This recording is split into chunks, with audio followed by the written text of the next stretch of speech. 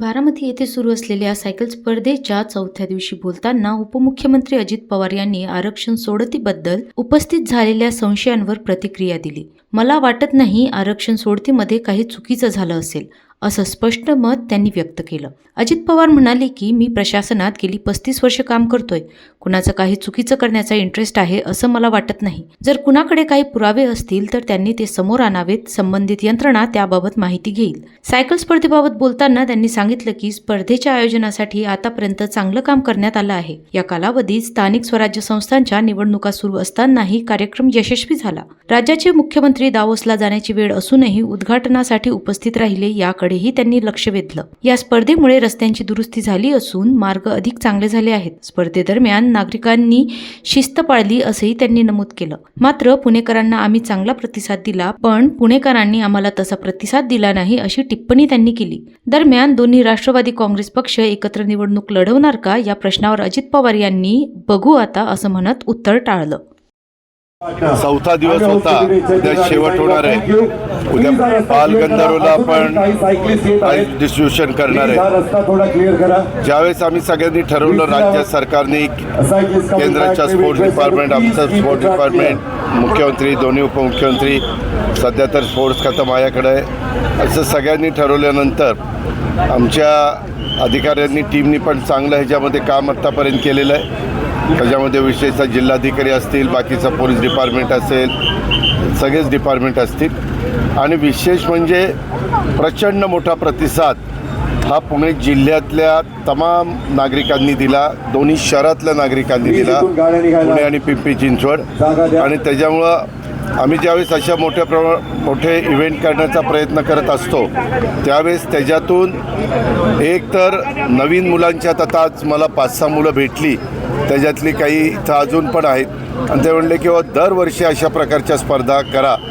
आम्हाला पण वाटतं की आम्ही पण त्या स्पर्धेमध्ये उतरावं आणि स्पोर्ट्समन स्पिरिट वाढतं. आज 40 देशातले खेळाडू येतात, ते सहभागी होतात. त्याच्यातनं संपूर्ण जगाला साधारण आपण स्पर्धा भरवतो ते सगळे माहिती कळते, रोड्स कळतात, आपलं इथलं इन्फ्रास्ट्रक्चर कळतं, आपल्या इथं टुरिस्ट लोक ह्या निमित्तानं वाढवू शकतात, कारण ते बघतात की बाबा इथं इतकं चांगल्या पद्धतीनं सगळ्या गोष्टी आहेत, तर चला आपण तिथं पाहायला जावं. अशा अनेक उद्देशांनी आम्ही हे सगळं करायचं ठरवलेलं होतं. आणि उद्या आता त्याचा शेवट होतो. थोडीशी एक गडबड झाली की नेमकं हे सगळं चालू असताना लोकल बॉडीच्या इलेक्शन्स ह्या होत्या आणि त्याच्यातनं बरेच जण तिकडंही अडकून पडले आणि राज्याच्या मुख्यमंत्र्यांना डावसला जावं लागलं. तरी त्यांनी एक दिवस सुरुवातीला दिला आणि उद्घाटन ह्याचं पुण्यामध्ये येऊन त्यांनी केलं. आता उद्या सगळे मिळून त्याचा समारोप करू. पण जिथं जिथं आज सासवडला सुरुवात झाली तिथं प्रचंड नागरिकांनी प्रतिसाद दिला.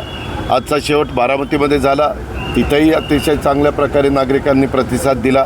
व्यवस्था उत्तम झाली. मी काही खेळाडूंशी बोललो, खेळाडू देखील म्हणाले की अशा पद्धतीनं रोड्स आणि इन्फ्रास्ट्रक्चर हे आम्हाला फार क्वचितच बघायला मिळालं. आणि विशेषतः लोकांचा प्रतिसाद. मी येताना आपल्या सासवडवरून निघालो त्यावेळेस मी बाय रोड येत होतो कारनी, त्यावेळेस मला गावोगावी लोक सगळे त्यांची वाट बघत थांबलेले होते. आणि तुम्हाला एक मला सगळ्यांना सांगायचं आहे की ज्यांची आर्थिक परिस्थिती असते ते जाऊन अशा प्रकारच्या स्पर्धा कुठं ना कुठं जाऊन बघू शकतात. आज आमच्या ग्रामीण भागातल्या महिला, आज आमच्या ग्रामीण भागातली मुलं मुली किंवा आमचा शेतकरी किंवा आमचा सर्वसामान्य नागरिक ज्याची ऐपत नाही अशा ठिकाणी जाऊन तिकीट काढून बघायची, त्यांनाही कळालं किंवा कशी स्पर्धा असते, कशा सायकली चालवतात, काय त्याच्यामध्ये असतं, त्यांनाही ह्याच्याबद्दलचं कुतूहल असतं. इतके दिवस त्यांनी कुठंतरी टी व्हीला बघितलेलं असतं किंवा आणखीन कुठं बघण्याचा प्रयत्न ते करतात. पण ह्याच्यातून एक क्रीडामय वातावरण सगळ्या परिसरामध्ये होऊन जातं आणि त्याच उद्देशाने सर्वांनी त्याच्यात सहभाग घेतला. स्पॉन्सरशिप चांगल्या मिळाल्या. बजाज असेल किंवा सिरम असेल किंवा पंचशील असेल, अशा बऱ्याच मला म्हणजे आपल्या रुबी हॉस्पिटलनी पण सगळी हे जी प्राथमिक उपचाराची व्यवस्था त्यांनी केलेली होती. पोलीस बंदोबस्त खूप चांगला होता.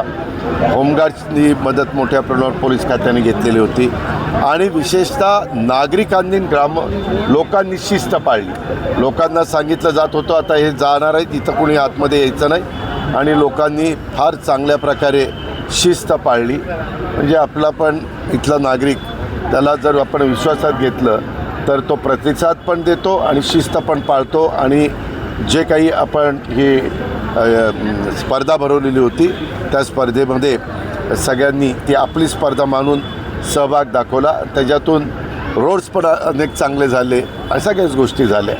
दादा, मागणी केली जाते आज ज्या स्पर्धेला ज्या पद्धतीने जे रोड होते तेच रोड जे आहेत ते नागरिकांना मिळत असं पुणेकरांनी आव्हान केलं. बरोबर आहे, ते पुणेकरांच्या आव्हानाला आम्ही जरूर प्रतिसाद देऊ. थोडा पुणेकरांनी परवा मला कमी प्रतिसाद दिला परंतु त्याचा गमतीचा भाग जाऊ द्या. शेवटी लोक म्हणजे मतदार राजा जे काही ठरवतो ते आपण मानायचं असतं. पण मी जिल्हाधिकाऱ्यांशी पण बोललो. मी आता मुख्य कार्यकारी अधिकारी आमचे chief engineer PWD SC PWD त्यांची सगळी टीम त्यांनाही सांगणार आहे की कामं करा परंतु ह्या दर्जाची करा, जेणेकरून आता तुम्हाला पटणार नाही पत्रकार मित्रांनो, जो रूट होता त्या रूटवरचे रस्ते झाल्यानंतर ट्रॅफिकची समस्या पण कमी झालेली आहे. म्हणजे जे अडखळत वाहनं जायची ते फटकन वाहनं जातात. त्याच्यावर ट्रॅफिक आता बऱ्यापैकी त्या रूटचं सुरळीत व्हायला मदत झाली.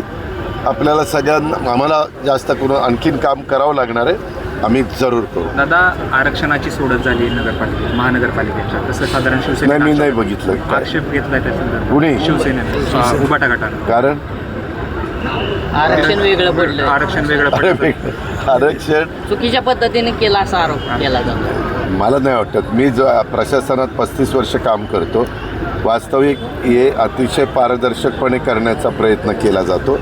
काय कुणाचा इंटरेस्ट आहे चुकीचं करण्याचा? आरक्षणामध्ये वेगवेगळ्या घटकाला तिथं प्रतिनिधित्व मिळालं पाहिजे म्हणून हे आपण आरक्षण टाकलं आहे. शेवटी सगळ्या समाजांना वाटलं पाहिजे की आम्हाला पण तिथं संधी मिळती आणि हेच शिवशाहू फुले आंबेडकरांची विचारधारा आहे आणि तेच डॉक्टर बाबासाहेब आंबेडकरांच्या संविधानाचा आदर करून आपण त्याला रिस्पेक्ट देत असतो आणि पुढं जात असतो. मला वाटत नाही, परंतु काही पुरावे असतील तर त्यांनी दाखवावे. संबंधित यंत्रणा त्याच्याबद्दलची माहिती घेतील आणि आपल्याकडं पूर्णपणे पारदर्शकता दाखवण्याचा प्रयत्न केला. आता दोन्ही राष्ट्रवादी एकत्र निवडणूक लढताय, कशा पद्धतीने पुढचं आहे असं बघू आता सांगतो. दादा हिंदी